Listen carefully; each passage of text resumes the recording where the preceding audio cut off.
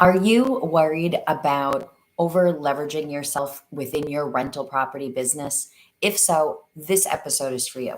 Welcome to the Lady Landlords podcast. I'm your host, founder Becky Nova, and today we're going to be talking about how to make sure that you are taking the right amount of loans and risk that you personally feel comfortable with within your own portfolio. So, I know in our Lady Landlords Facebook group, we talk all the time about how to fund our deals and how to come up with different creative strategies to be able to purchase our properties. And one thing that does come up are all these different crazy ways about how we can get money, regardless if it's using a private lender that now we have to pay interest to, maybe using a home equity line of credit, a HELOC, and really actually taking that equity out of our current properties to be able then to fund our next deal. We also talk all the time about doing those cash out refinances. But how do you know if those options are really right for you and for the portfolio that you are trying to build? Well, to me, before you can even think about which of those financial strategies is going to work for you and the specific deal that you have on the table and are considering, the place that you really want to start is thinking about where your risk tolerance level is. What happens there is when we don't think about this, we then go and we're kind of chasing that carrot here by saying, well, let me kind of borrow from here to kind of pay over here to be able then to get that next property. But then if you do that too many times, that's where that term over leverage is going to come up. That's where then you're going to be a little more uncomfortable each day, feeling that now you took out so many different loans and that it's always using borrowed money. And that can either be something that you're going to be very comfortable with, or that could be something that maybe just isn't really right for you. So when we think about building our portfolio, we need to think almost two steps ahead of what we're going to be doing today, because that will completely impact how we continue to build our portfolio. So we have to be really careful about the steps that we're taking now. For example, if risk tolerance is not something that you're very comfortable with, if you're the person that likes to pay for things in cash and is always checking their credit score and making sure that they pay off all of their bills on time, in full, every single month, well, taking out these loans to continue to grow our portfolios. And then when we do that on multiple properties, as we continue to grow and really kind of get into that double digits with our property units, that's something that might not be really comfortable for you. And if we're not comfortable with what our portfolio was looking like and the way that we're building our portfolios for financial freedom for us, well, then the whole thing really kind of isn't worth it, right? The idea of using real estate investing to build to financial freedom is to give us freedom and options and possibility and to get back our time and to be able to be a little bit maybe less stressed than we are in our current 9 to 5 or in our current day to day, to be able then to say, great, I built this portfolio. I feel comfortable with how it's running and I know I can move forward with it.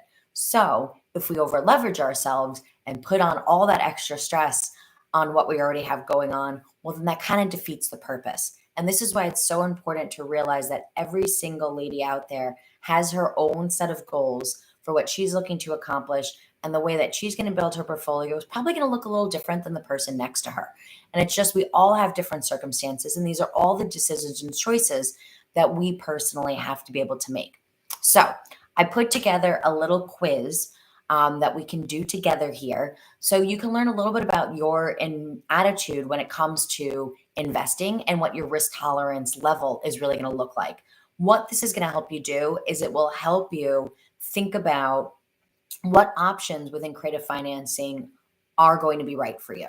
Okay, so let's go through the quiz first, and then I'll kind of share a little bit of different strategies that might work for each of those different levels we're going to talk about. Now, this is clearly not scientific. This is basically like if you were literally doing a quiz out of the 17 magazine, if that even still exists anymore.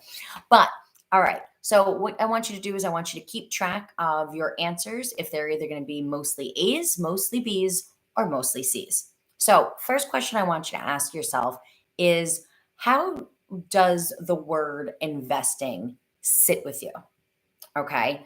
When we talk about investing and getting involved in those different strategies, do you feel A, nah, this is kind of new for me. I'm a little nervous still. I tend to be a little more on the conservative side. Are you B, saying, yeah, I invest in some things. I would like to invest in more things. I'm kind of your average investor, kind of stuck in the middle there.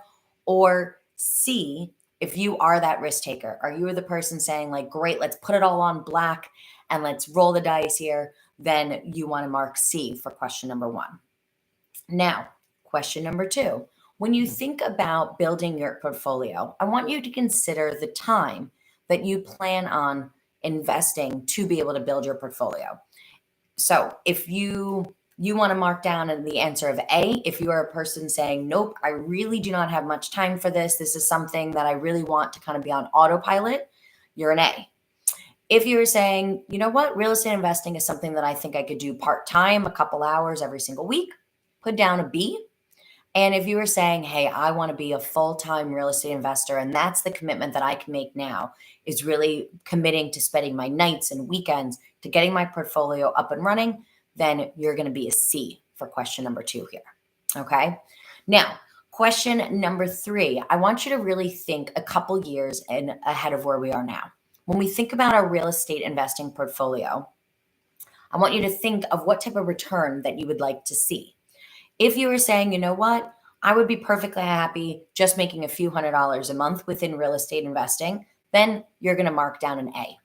If you're a person saying you really want to see like $1,000 a month or somewhere kind of in that range and really have something a little bit more substantial and have a part-time income coming in from your rental properties, I want you to mark down a B. Then lastly, if you're saying, nope, in 2-3 years, I want to be completely retired, completely a full-time real estate investor and making 10K a month within my rental properties, then you're going to mark down a C. Okay. So now taking a look back at those 3 different questions, were you a mostly A's person? Were you a B's person? Or are you a C's person? So you can kind of see this is really separating people out into who's kind of more your conservative investors. And that's really going to be your A's, or those that are not as into risk, that are a little bit more on the conservative side.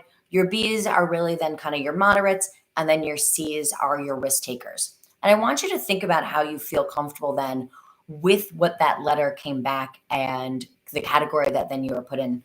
Do you feel that way just within real estate investing? Or do you feel that when you're investing in general, is that really kind of your view on investing? That's really going to help you when making decisions on where you should be putting your money, and also maybe what level of investment that you're actually making at that space. So just to kind of walk through those 3 categories, if you are in that A's, if you are in that conservative side, and that's the answer that you got from our little quiz here today, that you really want to be looking at making sure to be rolling your profits into the next property, to make sure that you understand your budgets and the savings and what you can do to be able to make sure that you can always be upping to get to your next down payment. That's going to be really important in your conservative side here, because some of the other more creative financial strategies might not really be a great fit for you. And that's perfectly okay. There are ways to build your portfolio no matter which letter you really came up with. If you are a B, that might really be where you want to start looking into some of your creative financing strategies. I think that's a really great opportunity where you can say, let me be able to keep self-funding some of my deals, but we can definitely tip our toe into those different creative financing strategies at this point in time. If you're in that moderate level, it's a great opportunity to make sure that you feel very comfortable and very educated and confident in those decisions of what you're going to be doing within those strategies. Then if you are a C, then that's really where you are a little bit more comfortable with taking a loan to then be able to get another loan on a property. So that definitely takes a little bit of different deal analysis when you're going through those, but it's definitely something that then you're going to be able to still rest your head at night when you do take out a loan, or when you still have to owe somebody back, and to be able then to roll one property's equity into the next property's equity, into the next property. So that's going to be really important to make sure that everybody is really feeling very comfortable with where they are at when they're building their portfolio. Because one thing that I've definitely noticed is we get so excited when we hear about another member being able to grow their portfolio or close out another deal. And I do feel that we get so excited. And I love how much we are always there and supportive of other members and always congratulate them. But we have to remember that all because a certain strategy worked for that person does not necessarily mean that it's the right strategy for us. It could 100% absolutely still work for us, but it might not just be the way that we're going to feel very comfortable going into our portfolio itself. So we want to make sure that we are always doing the right steps and the right strategies that are going to make you feel comfortable within your real estate portfolio. So I hope this episode today helped you think a little bit more about where your risk tolerance is and how to make sure that you do not over leverage yourself in purchasing rental properties. So do make sure, if you enjoyed our episode today, to click subscribe as we come out with new episodes every single Tuesday, and you don't want to miss that. And lastly, if you need any help with picking the right strategy for you and making sure that you are confident in your decisions in building your real estate investing portfolio, do feel free to reach out to me and let me know how I can help. I'm always there to walk you through different situations. So you can find my contact information down in the show notes, and I will see you next week for the next episode of the Lady Landlords podcast.